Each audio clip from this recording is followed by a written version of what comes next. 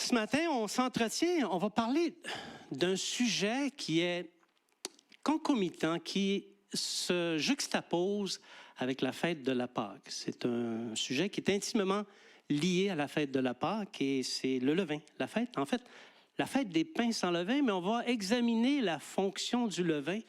Et tout comme j'ai appris des choses surprenantes, étonnantes, j'ose croire que je vais pouvoir vous les communiquer, que vous aussi, vous allez trouver que c'est surprenant, étonnant de voir à quel point Dieu a tout prévu. Mais juste avant, on va demander au Seigneur Jésus de nous conduire dans sa parole. Amen. Seigneur, voici maintenant venu le temps de considérer ta parole. Cette parole, elle est sortie de ta bouche, elle est parvenue jusqu'à nous, ce qui est un privilège. Et c'est un autre privilège que de pouvoir la considérer, l'étudier, la discuter, en parler comme ça en avant, Seigneur. Et nous prions afin que ton Saint-Esprit saisisse nos cœurs.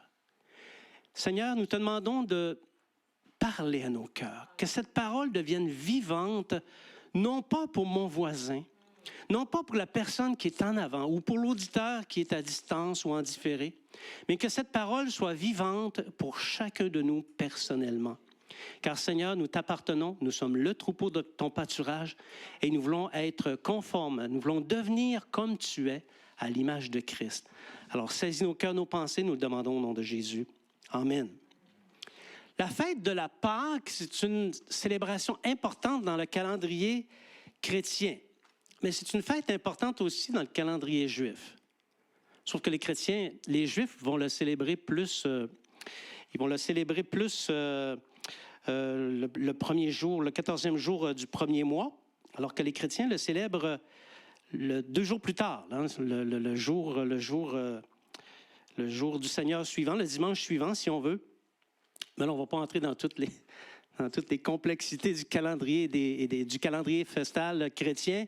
C'est très compliqué, croyez-moi.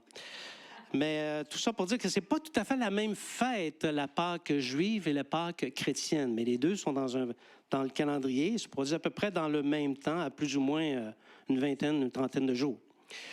La Pâque juive rappelle à leur souvenir la sortie miraculeuse d'Israël du pays des Égyptiens.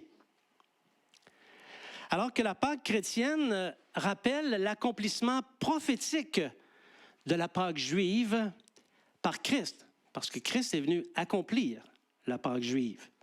La Pâque juive, c'était une image des choses qui devaient arriver. La Pâque juive a accompli le salut du peuple juif et là où Dieu l'a délivré du joug égyptien.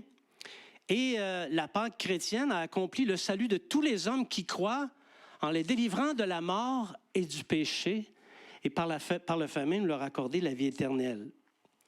En réalité, la Pâque juive portait les signes prophétiques de la Pâque chrétienne. Toutes les significations des éléments de la Pâque juive trouvent leur sens dans la Pâque accomplie par Christ. Enlevons la Pâque accomplie par Christ et il devient difficile de comprendre toute la portée de la Pâque juive, parce que ce n'est pas seulement pour le peuple juif, ce n'était pas seulement à l'intention du peuple juif. Dieu avait un plan beaucoup plus étendu, beaucoup plus général. Or, la fête de la Pâque juive est accompagnée d'une autre fête, tout autant importante que la Pâque, qu'on ne connaît pas beaucoup, nous, les chrétiens, OK? Et c'est la fête des pains sans levain. Alors, maintenant que je l'ai nommé, ça vous dit quelque chose? Si la Pâque juive parle du salut de Dieu, la fête des pains sans levain, quant à elle, parle de l'état du cœur tel qu'il doit être en mesure, qu'il doit être pour faire croître le salut de Dieu dans notre cœur. Ça parle d'une disposition nécessaire. La Pâque, c'est bien. Mais si la disposition du cœur n'y est pas, la Pâque est nulle. Les deux vont ensemble. La fête de Pâques et celle des pains sans levain annoncent à l'avance, on va le voir, les mécanismes de la nouvelle naissance. Comment fonctionnent les mécanismes de la nouvelle naissance? Le salut de Dieu qui s'approche, le vieux levain qui doit disparaître et un nouveau levain qui prend place, le levain de Dieu. Parce que le levain, on va le voir, c'est quelque chose qui est très actif.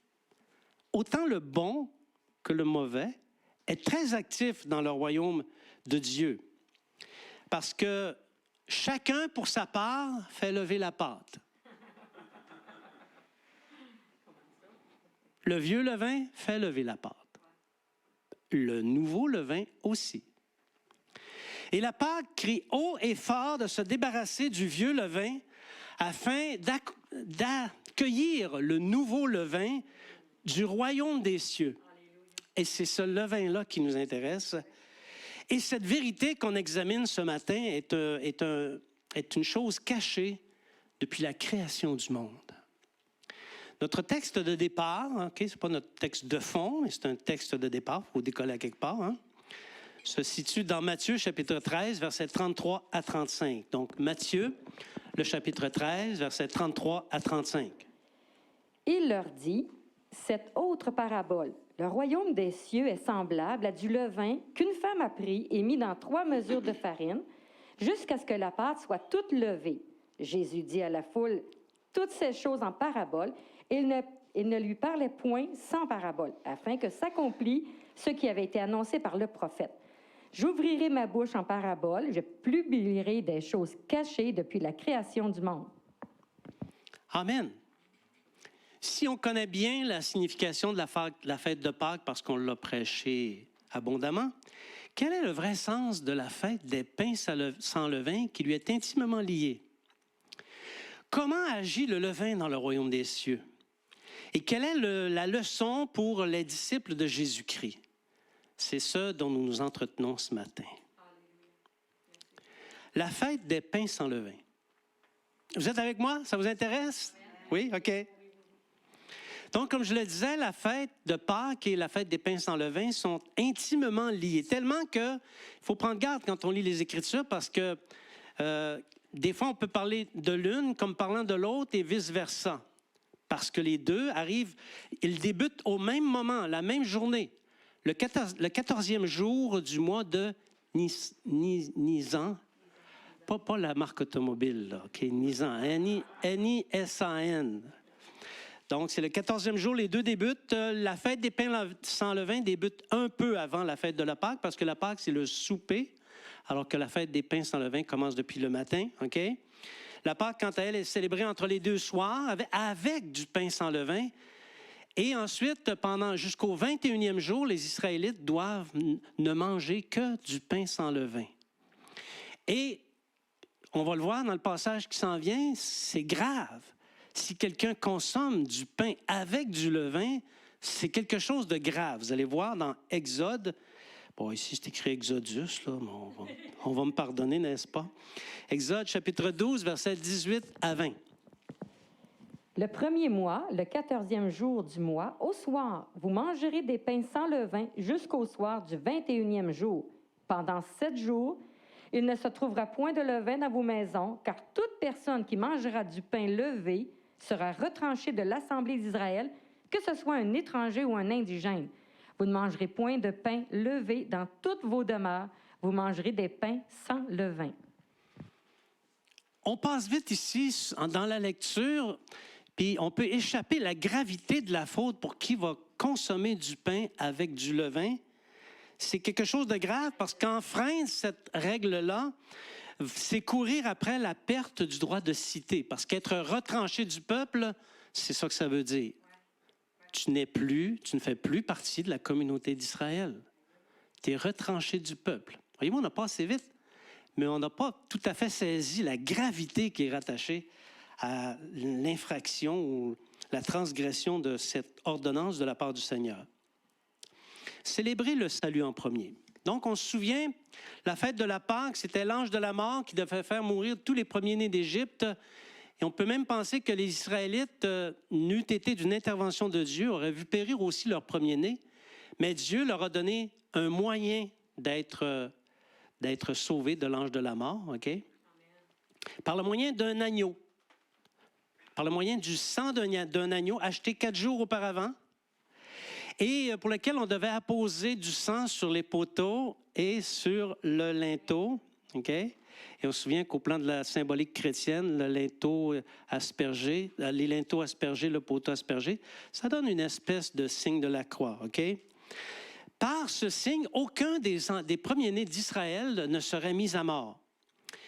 Donc, par ce moyen aussi, la Pâque est instituée pour commémorer la fin d'un long processus où Israël est sorti d'Égypte. Ça a été pénible. C'était comme un accouchement. Ça a été difficile, la sortie d'Égypte. Par le sang d'un agneau, le peuple est sauvé de la mort et entre dans une nouvelle vie. Et le sacrifice de cet agneau, l'agneau pascal, préfigure le sacrifice de Jésus à venir. Le sacrifice de Jésus sauve de la mort celui qui croit et par la foi, il est prêt à entrer dans une vie nouvelle. Ce ne sera plus l'Égypte, ça va être une vie nouvelle. Et ça, c'est la première étape du projet de Dieu, sauver, opérer le salut, première étape du projet de Dieu. Ensuite vient la deuxième étape, le pain sans levain. Dieu exigeait du peuple qu'il mange du pain sans levain pendant 7 jours. OK? Et l'exigence n'était pas banale, comme on l'a vu tout à l'heure, parce que qui ne faisait pas ça était retranché du peuple. Alors, quel est le sens du pain sans levain pour qu'en manger soit si grave? Quelle différence il y a entre du pain avec levain et du pain sans levain? Les deux sont faits avec les mêmes ingrédients. Les deux sont tout autant nourrissants les uns que les autres. Mais il y en a un, si tu le consommais, c'était quelque chose de très grave. Pendant cette fête-là, c'était très grave, OK? C'est que le pain de la Pâque représente le peuple d'Israël, ici en l'occurrence. Et de même que le pain est formé de quantité de grains moulus, de même, la foule des Israélites ne forme qu'un seul peuple, une seule assemblée. On peut dire une pâte, OK? Le levain est l'agent qui fait lever la pâte. Alors, la question se pose, en quoi le levain est-il un problème pour Dieu? Le levain, ça désigne un mélange de farine et d'eau. J'ai quand même fait quelques recherches ici, là, trouvé des choses intéressantes. Je sais qu'on a déjà fait un message l'an passé sur le levain, mais ça n'a aucune... on prend une autre direction aujourd'hui, là, OK? C'est pas la même chose. Donc, c'est un mélange de farine et d'eau ayant fermenté grâce aux ferments naturels présents dans la farine et aux bactéries présentes dans l'air. Je suis convaincu que vous saviez tout ça, OK? Et ce mélange permet d'ensemencer et de faire lever la pâte du pain au levain, qui se caractérise par sa densité, une mie irrégulière et son goût plus ou moins acidulé. Ça vous donne la faim, ceux qui n'ont pas mangé?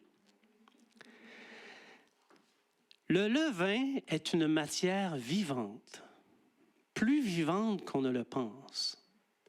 Il s'agit d'un élevage de bonnes bactéries à qui il faut apporter de la nourriture et des soins, sans quoi il meurt. Si tu ne nourris pas ton levain, il va mourir.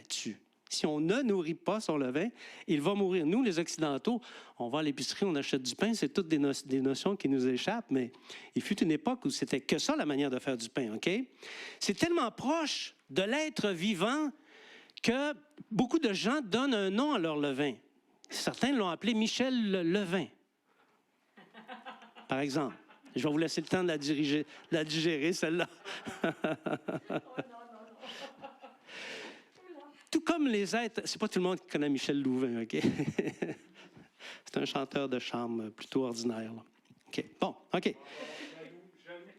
Donc, tout comme les humains, aucun levain n'est identique. Chaque levain a ses propres propriétés, possédant chacun ses propres ferments et bactéries uniques dans 2 familles, 2 levains, 2 ferments différents, 2 bactéries différentes, OK? Après la fabrication initiale du premier levain, on peut le conserver, en prendre une partie, faire notre pain, et la partie qui reste, on l'appelle le levain chef, OK? Et ce levain chef peut théoriquement être gardé à l'infini. Tu peux avoir pendant des années, des dizaines d'années, ton levain, et ce sont toujours les mêmes levures, ferments, et les mêmes bactéries qui se développent dans le levain. C'est intéressant, n'est-ce pas? C'est presque un être vivant, le levain. Alors, le levain des Israélites était donc en quelque sorte un être vivant parfaitement égyptien. Typiquement égyptien, là où il a tiré ses ferments et ses bactéries. Le verset 15 du passage que Mimi vient de lire dit expressément « Dès les premiers jours, il n'y aura plus de levain dans vos maisons. » Ça ressemble à un commandement, ça, hein? Il n'y aura plus de levain dans vos maisons. Plus de levain provenant d'Égypte. Terminé. Niet. Nil. Vous allez faire du pain à l'avenir, après la fin des pains sans levain, mais plus avec le levain qui vient d'Égypte.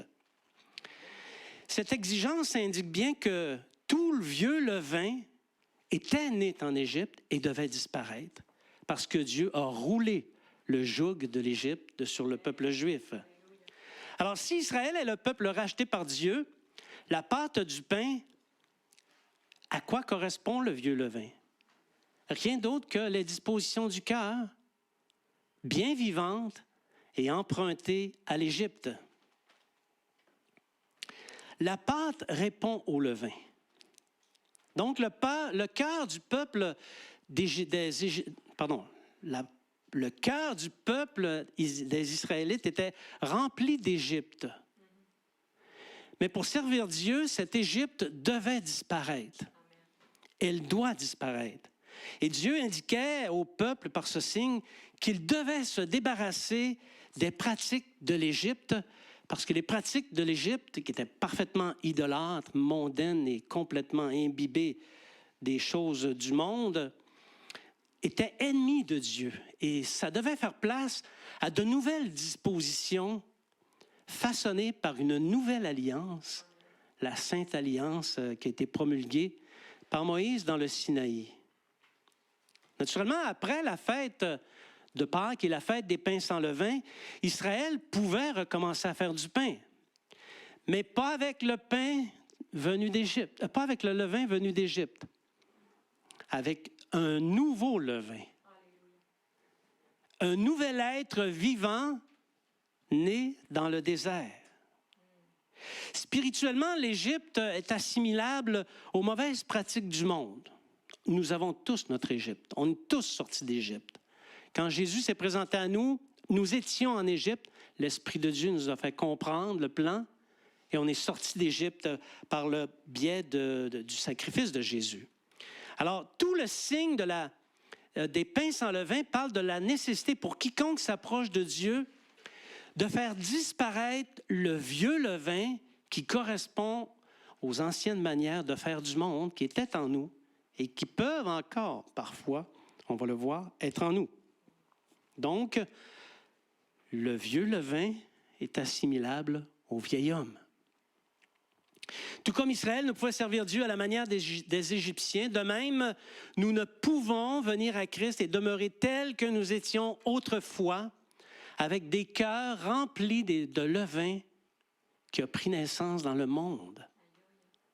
Cet être vivant qui est né dans le monde ne peut nous accompagner lorsque nous venons à Dieu par le moyen de Jésus-Christ. Ce vieil homme doit mourir. Le levain dans le royaume de Dieu. Bon, on l'a dit, tout le monde le sait, c'est une vérité de la palisse. Le levain fait lever la pâte. Et il est utilisé d'une manière analogique, c'est-à-dire comme une image, pour montrer l'effet que produit dans le cœur les mauvaises manières d'être, de faire et d'agir. C'est ce que nous dit la parole dans l'Évangile de Matthieu, chapitre 16, versets 11 à 12. Matthieu, chapitre 16, versets 11 à 12. Gardez-vous du levain des pharisiens et des sadducéens. Ils comprirent que ce n'était pas du levain du pain qu'il avait dit de se garder, mais de l'enseignement des pharisiens et des sadducéens.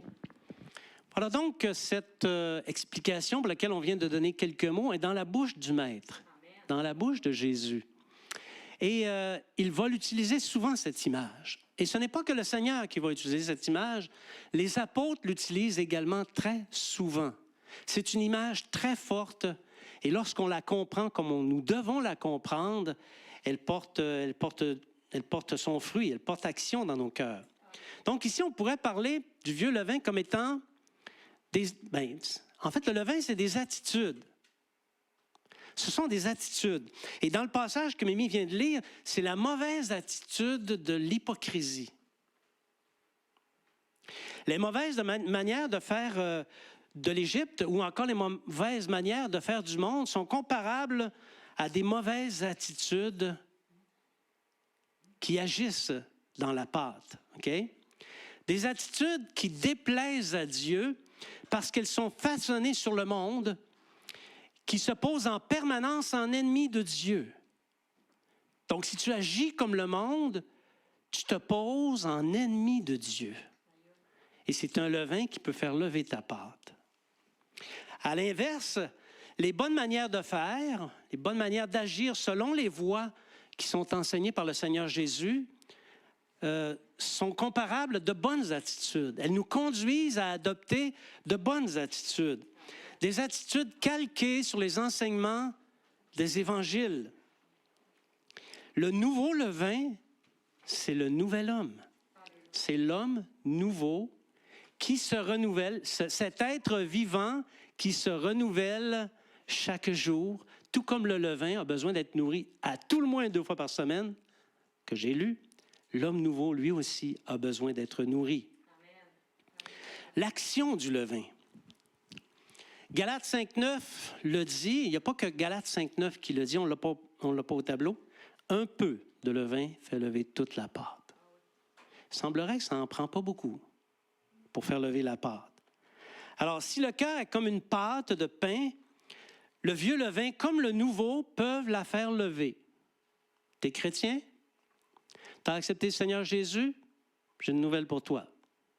Autant le nouveau levain que l'ancien levain peut faire lever ta pâte et donner un résultat différent. Sauf que nous savons maintenant qu'il n'y a que le nouveau levain qui intéresse Dieu. Le seul levain que Dieu veut qu'il y ait dans notre pâte molle, c'est le levain nouveau. C'est ça qui plaît à Dieu.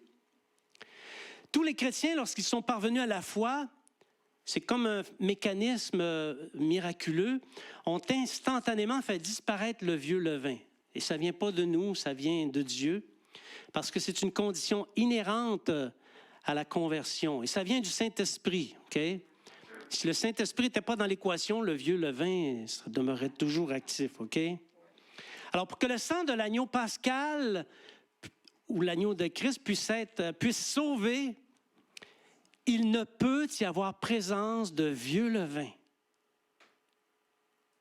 Ça ne cohabite pas. L'un comme l'autre ne cohabite pas.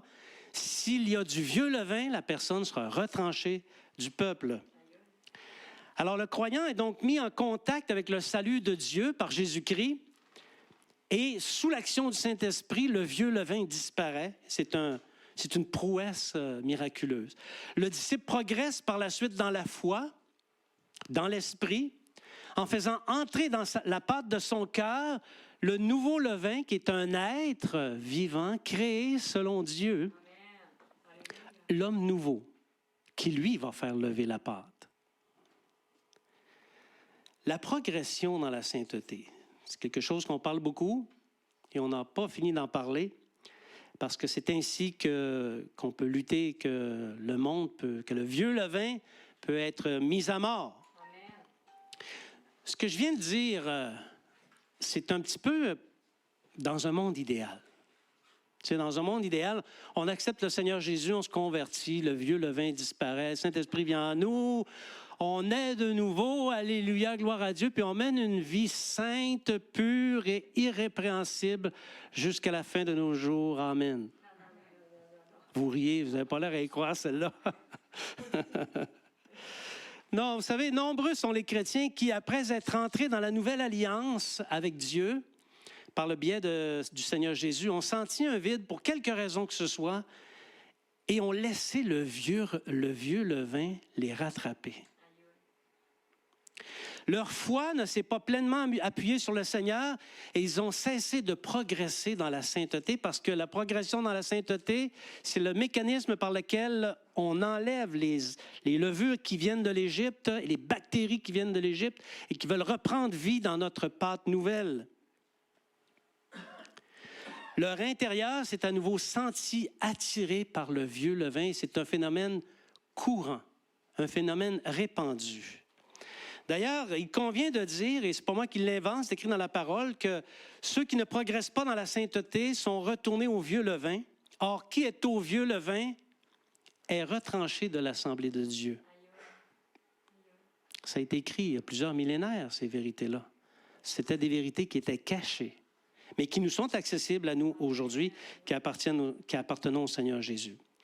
D'autres aussi, nombreux, cheminaient bien, mais en cours de route, ils ont laissé une influence, un péché, une mauvaise attitude entrer dans leur cœur. Des ferments et des bactéries étrangères revenir.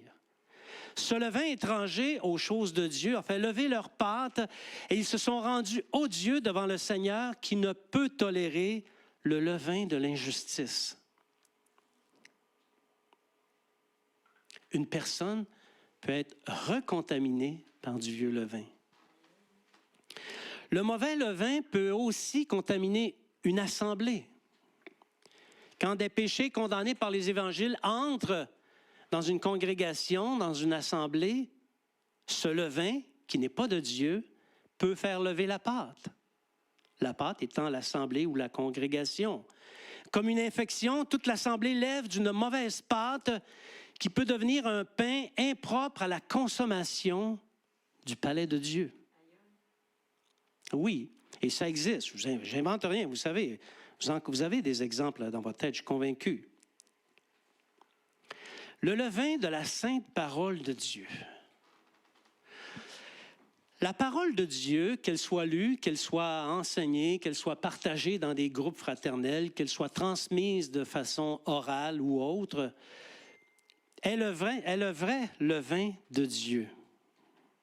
Bon, il m'a perturbé, lui, là.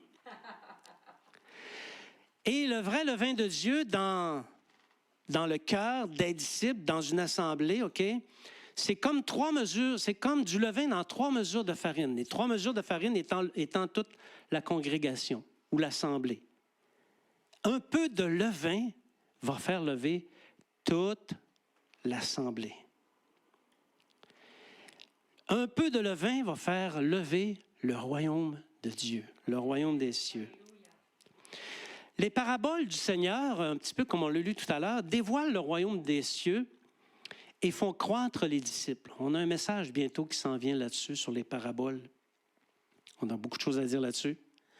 Et le sermon sur la montagne, sermon que Jésus a proclamé à ses disciples, enseigne justement, leur enseigne quel genre de levain, d'attitude le Seigneur s'attend de leur part. Il leur a fait connaître. Alors Jésus a enseigné qu'est-ce que c'est le bon levain. On peut le découvrir dans les évangiles, mais aussi dans les enseignements des apôtres. Les enseignements des apôtres par rapport à la pâte viennent fortifier cette pâte nouvelle et promettent un pain succulent pour le palais du Seigneur, parce que Dieu a tout prévu. Les dons ministériels dans l'Église vont fermenter la pâte.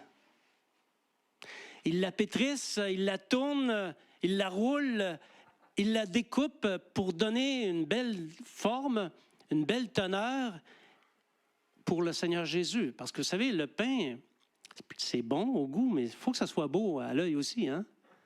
Tu vas à l'épicerie, puis le pain est tout déglingandé, là, tu vas le laisser là pour que quelqu'un d'autre le prenne. Donc, l'apparence a une certaine importance aussi. Et là, le Seigneur démarre le four. Parce que la pâte doit cuire. OK? C'est le four de l'épreuve. Pour que le pain levé soit cuit. Et qu'il soit prêt, ensuite, une fois cuit, à la consommation de Dieu. Parce que c'est Dieu qui consomme cette pâte, ce pain. Et il n'y a que le nouveau levain qui peut faire un pain que Dieu peut consommer. Amen. Tout autre levain va produire un pain qui est en horreur à Dieu. Un pain qui est comme un produit infect. Faire disparaître le vieux levain. Ça va, vous êtes avec moi toujours ce matin? Amen. Oui? Un gros amène là-dessus. Faire disparaître le vieux levain. Quand les chrétiens agissent selon les manières du monde, ça n'arrive pas souvent, là. On voit ça surtout dans les autres églises.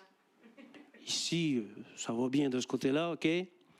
Donc, quand ils agissent selon les manières du monde, ils laissent le vieux levain faire lever la pâte de leur cœur et, ce faisant, ils se mettent à agir en opposition avec les enseignements de la parole de Dieu.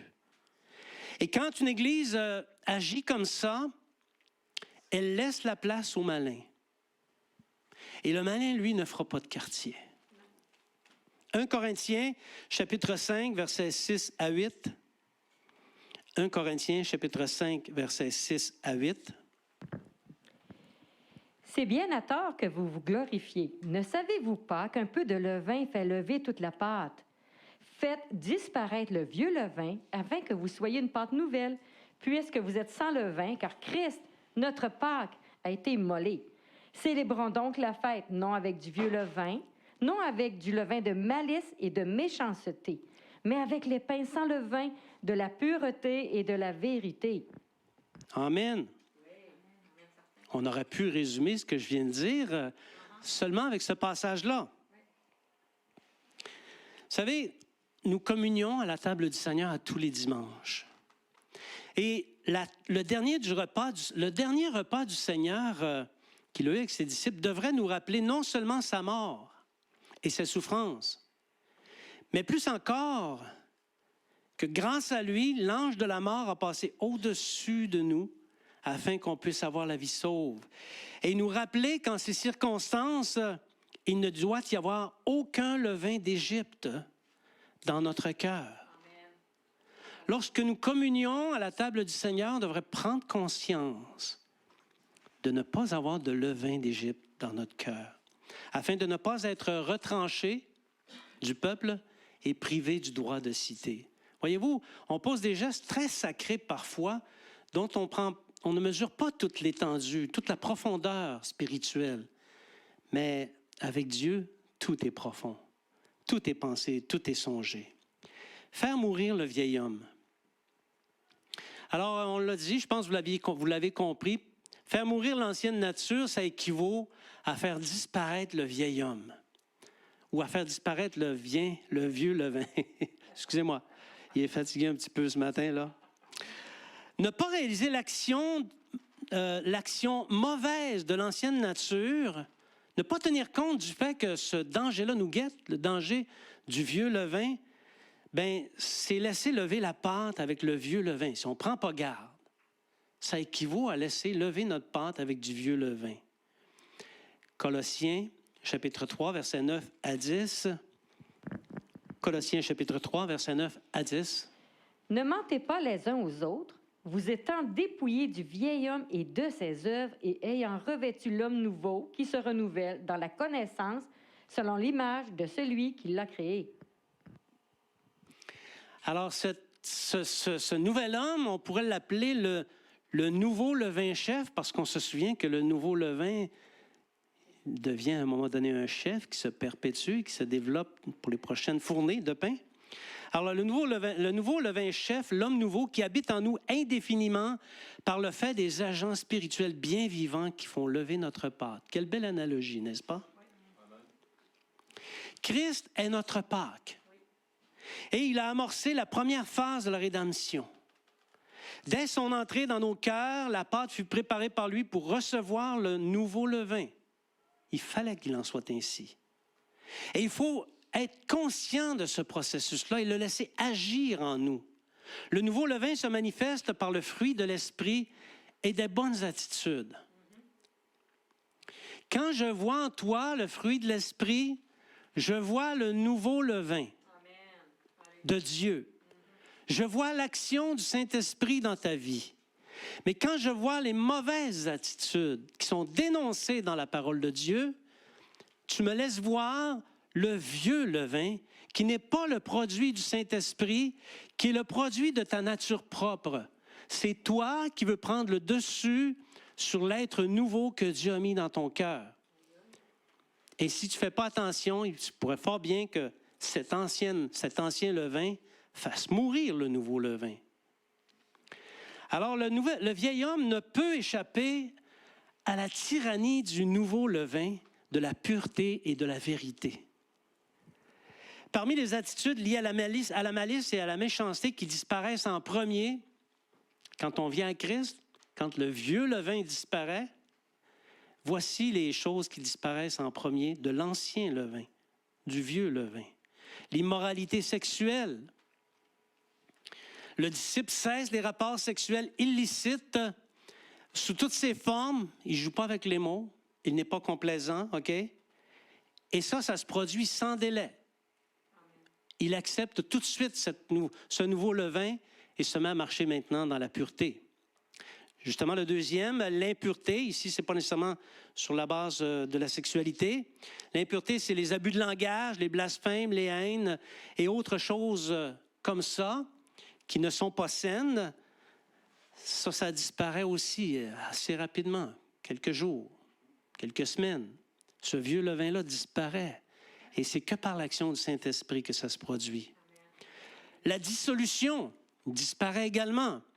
C'est-à-dire la recherche effrénée des plaisirs de la chair, et ça s'estompe rapidement, ça disparaît. Tous ceux qui ont accepté le Seigneur Jésus, vous êtes d'accord avec moi pour dire que c'est vrai, ces choses, ça disparaît rapidement, oui? Vous êtes encore là-dedans? Ceux qui n'ont pas levé la main, vous êtes encore là-dedans?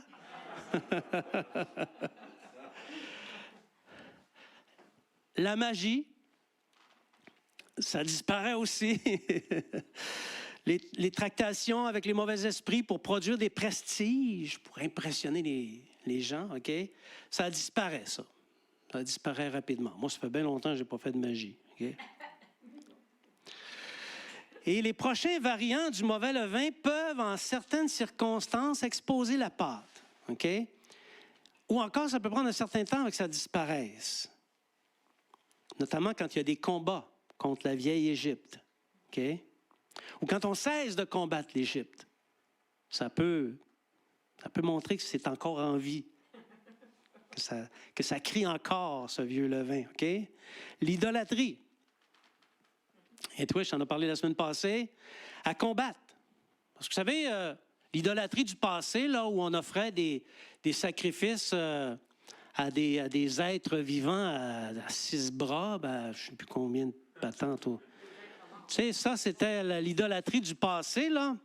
Mais sache qu'aujourd'hui, l'idolâtrie est la même, sauf qu'elle a changé de nature. Les vêtements sont beaucoup plus beaux. Les apparences sont beaucoup plus beaux et on lui donne des prénoms séduisants. Méfie-toi de l'idolâtrie. C'est quelque chose qui peut contaminer ta pâte. Les inimitiés, qu'est-ce que ça mange en hiver, ça? Bien, c'est à combattre, les inimitiés, parce que...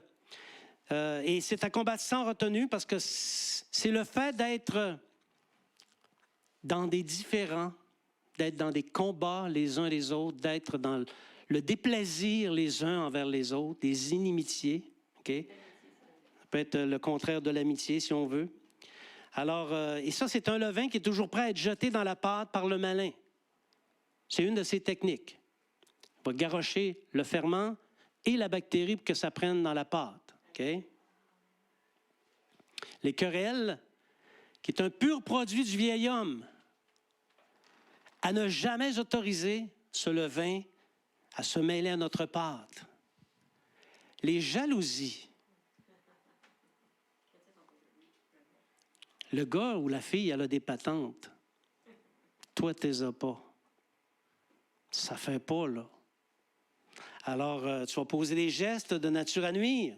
Et ça, c'est à combattre par la joie, mais aussi de se réjouir de ce que les autres ont et que nous n'avons pas. Puis on ne l'a pas, puis c'est pas grave. Les animosités, OK? Ça, c'est le produit d'une inimitié qui dure et perdure. Donc, c'est conserver des charges contre les autres et laisser nos attitudes le démontrer. Ah, j'y ai pardonné, mais je ne l'oublie pas. Il va s'en apercevoir que je ne l'ai pas oublié, OK? Mais j'y ai pardonné. Les disputes, pur produit du vieil homme, à vaincre. Comment on vainc les disputes? par le renoncement à soi-même. Si la personne est en train de te garrocher une charge, OK? Renonce à toi-même. Il n'y aura pas d'emprise. La dispute ne naîtra pas. Les divisions, à prévenir et même à anticiper, parce qu'on voit ça venir de loin, les divisions. À anticiper afin de les combattre. Ça, c'est le vieil homme qui refuse de reconnaître ses manquements, ses faiblesses, ses péchés. Les sectes. Oh, Régent, il n'y a pas de ça ici. Il n'y a pas de ça dans l'Église du Seigneur. Ah, des petites nouvelles pour toi. Il y en a, OK? Les sectes, c'est la formation de sous-groupes qui croient dur comme fer que c'est eux qui détiennent la vérité. Et par le fait même, ils rejettent la grande communauté parce que c'est eux qui ont la vérité. Par conséquent, l'autre l'a pas. C'est ça, ils l'ont pas. Tu le vois pas. Tu vois bien en voyant la Bible, ils l'ont pas. Nous, on l'a. OK? À combattre. Souvent, les sectes ont un gourou. Quelqu'un qui ressort dans le lot et c'est lui qui est leur chef. C'est lui qui leur dit quoi faire, quoi penser, quoi croire. OK? Alors ça, c'est à combattre. L'envie, ben, ça, c'est être un voisin gonflable. Expression typiquement québécoise pour nos amis de la francophonie. Voisin gonflable, c'est que si ton voisin a une piscine, tu vas en avoir une aussi, un petit peu plus grosse. OK? Il s'achète une voiture avec un V6, tu vas acheter la même, mais avec un V8. OK? Parce que tu es gonflable, tu es un voisin gonflable. Alors, ça, c'est être jaloux de ce que les autres possèdent. Ça conduit au consumérisme qui, nous le pensons, est un péché et à d'autres formes de perversion. Donc, ça, c'est un fruit du vieil homme que nous devons faire mourir. Est-ce que ça parle à quelqu'un, ces choses-là que je dis ce matin? L'ivrognerie, tout rapport avec l'alcool qui fait pencher de l'autre côté de la tempérance ou de la maîtrise de soi, à combattre. Les excès de table. Vous savez qu'au sujet des excès de table, les premiers disciples surveillaient énormément la satiété. Et lorsqu'ils mangeaient et qu'ils avaient le sentiment d'avoir atteint la satiété, ils cessaient de manger. Et s'ils dépassaient le sentiment de satiété, ils avaient le sentiment d'avoir péché par excès de table. Donc, ici, c'est encore une fois la maîtrise de soi qui intervient, OK? Et ça, c'est à combattre. La gloutonnerie, c'est à combattre. Par les limites, justement, qu'enseigne la maîtrise de soi et la société. Et les autres choses semblables. Quelles autres choses semblables? OK, vu que tu poses la question, on va te donner des réponses. Le mensonge, l'hypocrisie, les méchancetés, les ruses, les astuces, la tromperie, la déraison, la folie et quoi d'autre? Tout ce qui peut sortir du cœur humain et qui souille l'homme. Il y a tellement de mauvaises attitudes qu'il est juste de dire que combattre le vieil homme est l'affaire de tous les jours. Et qu'un jour, tu ne combats pas le vieil homme, c'est lui qui a progressé. Et tout relâchement par rapport au combat avec la vieille nature, avec le vieux levain ou les choses qui relèvent du vieux levain, peut entraîner la remontée de l'ancienne nature. Et vous dites, Régent, ça se peut pas? Bien, ouvre tes yeux. OK? Ça fait assez longtemps que je suis chrétien pour te dire que ça arrive. Porter sa croix. En ce jour de Pâques, c'est un bon enseignement. Porter sa croix est une bonne manière de faire mourir le vieil homme et de maintenir une pâte pure, une vraie pâte qui appartient au Seigneur, prête à lever par le nouveau levain. Porter sa croix, ça fait mal. Porter sa croix, c'est contraire aux exigences du vieil homme. Montre-moi un chrétien qui souffre et je vais te montrer un chrétien qui porte sa croix. Il est faux de penser qu'une fois que tu as accepté le Seigneur, tout le monde il est beau, tout le monde il est fin, puis que tes troubles sont enfin finis. Vous savez que tout un pan de la chrétienté qui enseigne ça. Accepte le Seigneur, puis tous tes problèmes vont être réglés. Oh, c'est tout un raccourci, ça, là. Oui, je vais aller au ciel, là, tous mes problèmes vont être réglés. Mais entre les deux, là, il peut se passer des affaires, OK? Des affaires qui vont me faire souffrir. Alors, porter sa croix, ça fait mal et c'est contraire aux exigences du vieil homme parce que le vieil homme ne veut pas souffrir. Refuser de porter sa croix, c'est accepter la domination de l'ancienne vie. Voyez-vous, il n'y a pas de blanc et de noir dans le Seigneur, il n'y a que du blanc. Le reste est noir. Refuser de porter sa croix, c'est aussi aménager notre vie chrétienne en fonction de ce qui nous plaît et de ce qui ne nous plaît pas. On est chrétien, mais on va faire ce qu'on aime. Et ce qu'on n'aime pas, on ne le fait pas. Donc, venir à l'Église une fois de temps en temps, parler du Seigneur si nécessaire, mais on espère que ça ne le sera pas, OK? Prier avant les repas seulement, c'est suffisant, là. Et mettre la Bible sur l'étagère du haut, c'est ça. Ça va. Ça, c'est acceptable. Ça, c'est suffisant, OK? Par contre, témoigner, fréquenter fidèlement l'Église, lire la Bible régulièrement, se tenir dans la compagnie des disciples. Dis-moi avec qui tu te tiens, je te dirai qu'est-ce que tu vas devenir ou qui tu es, OK? Parler du Seigneur tout le temps, prier pour les malades, voir les opportunités de prier pour ceux qui sont dans le besoin. Donner la dîme, ça, non. Ça, c'est pour les sautés de l'Église, OK? C'est ça, aménager sa vie chrétienne. Porter sa croix, c'est suivre Christ partout où il a été et partout où il te conduira. Alors, tu ne sais pas où il va te conduire, mais il y a une chose, marche à sa suite. Marche à sa suite jusqu'à ta destination finale. Porter sa croix, c'est accepter tout ce qui vient. Après que tu as accepté le Seigneur Jésus, notre Pâques, c'est offrir une pâte sans levain, prête à recevoir, lorsque la fête des pains sans levain sera terminée, le nouveau levain, pas celui qui vient d'Égypte, le levain de Dieu, afin que l'alliance de Dieu puisse entrer dans ton cœur et faire lever cette pâte nouvelle. Amen. Alors, c'est accepter le deal et tout ce qui vient avec. Tu acceptes le Seigneur Jésus, c'est un deal, c'est un big deal, mais tu prends tout ce qui vient avec. C'est être prêt à toute chose pour Christ. Voilà ce que c'est porter sa croix. Est-ce que tu es prêt à souffrir pour Christ?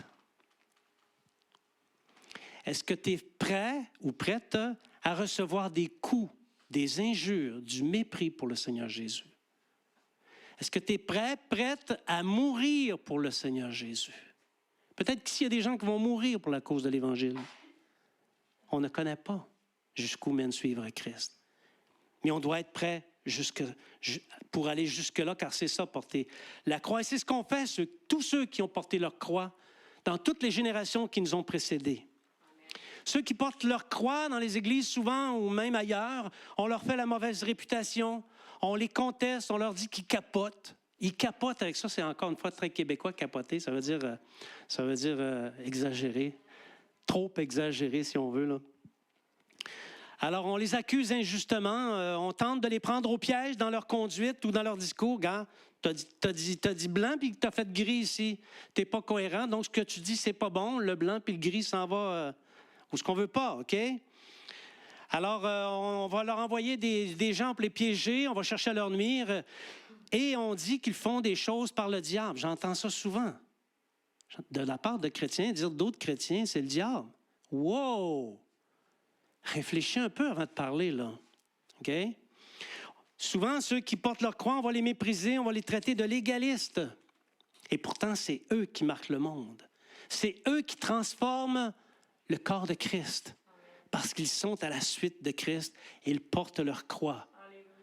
Une souffrance due à un clou ou une souffrance due à un autre clou, c'est une souffrance et ils l'acceptent d'une façon ou d'une autre.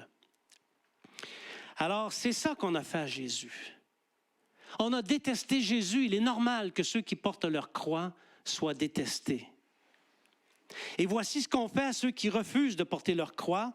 On les aime, on les flatte, on déroule le tapis rouge devant eux, OK? On les dit lucides parce qu'ils réussissent à anéantir habilement et subtilement les paroles de Jésus.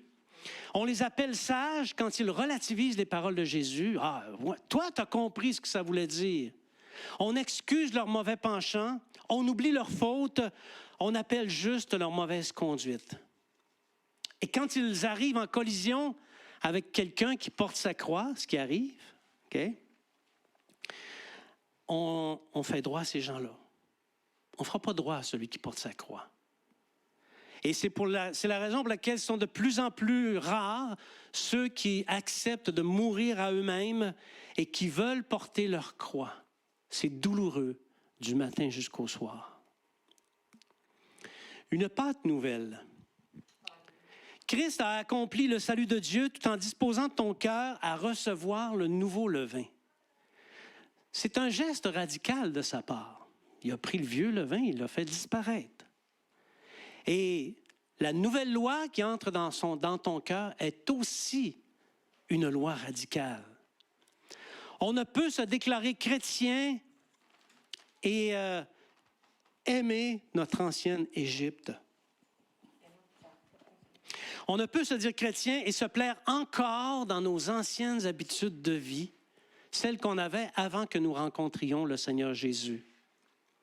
On ne peut aimer la mitigation, c'est-à-dire les compromis, ou des adoucissements qui peuvent aller jusqu'au relâchement et la dénaturation de la nouvelle alliance dont les règles enseignent le cœur de Dieu.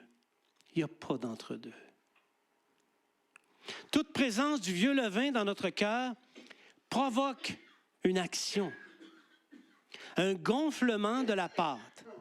Or, notre communion avec Christ, notre Pâques, est en intimité avec l'absence de vieux levain. Vous voyez? C'est des choses à penser, à regarder. Il n'y a que la pâte nouvelle qui soit acceptable et qui ne conduise pas à un retranchement de l'assemblée des rachetés. Prenons garde à ça, bien-aimés. C'est l'œuvre de Christ de faire de nous une pâte nouvelle et il faut le laisser faire, quel qu'en soit le prix, quel qu'en soit le coût. Amen. J'invite les musiciens ici. Alléluia. Merci Seigneur. Le message du Seigneur de ce matin est un corollaire de la Pâque, okay? Dans ce sens qu'il lui est lié tout en étant distinct. Ça va ensemble, mais chacun a une signification distincte. Parce que le Seigneur ne veut pas que nous soyons des enfants errants et emportés à tout vent de doctrine. Dans ta vie chrétienne, tu vas t'en faire raconter des histoires. Es-tu errant, emporté à tout vent de doctrine, ou tu comprends bien les principes qui sont enseignés dans la parole de Dieu? Ça nous enseigne les relations spirituelles qui existent dans la fête de Pâques et la fête des pains sans levain. Approprions-nous ces vérités, afin d'avancer en vraie nouveauté de vie, pas une pseudo. En nous examinant nous-mêmes. Ce n'est pas aux autres à t'examiner. C'est à toi à t'examiner toi-même pour savoir si, comme dit l'apôtre, nous avons la foi. Vous savez que l'apôtre a dit ça à des chrétiens d'une ville. Il leur a dit, examinez-vous pour savoir si vous avez la foi. Aïe aïe! Si du sein même de notre conduite chrétienne, il ne se trouve pas de vieux levain qui contamine l'action du Saint-Esprit, en nous empêchant de progresser dans la sainteté. Il faut s'examiner. Alors, le vrai message de ce matin, c'est celui de l'appel à l'authenticité. Authentique conversion. Authentique vide ou absence de vieux levain. C'est vrai que chez mon frère, ma sœur, il n'y a plus de vieux levain. Authentique mort à soi. Authentique port de sa croix. Authentique nouveauté de vie par l'offre d'un pain pur et vrai qui accompagne le sacrifice de l'agneau pascal. Laissons entrer dans nos cœurs le nouveau levain de Dieu et laissons-le en toute confiance faire lever la pâte de nos cœurs afin de lui offrir un sacrifice vrai et une vie de racheté. Amen. Je vous invite à vous lever ce matin.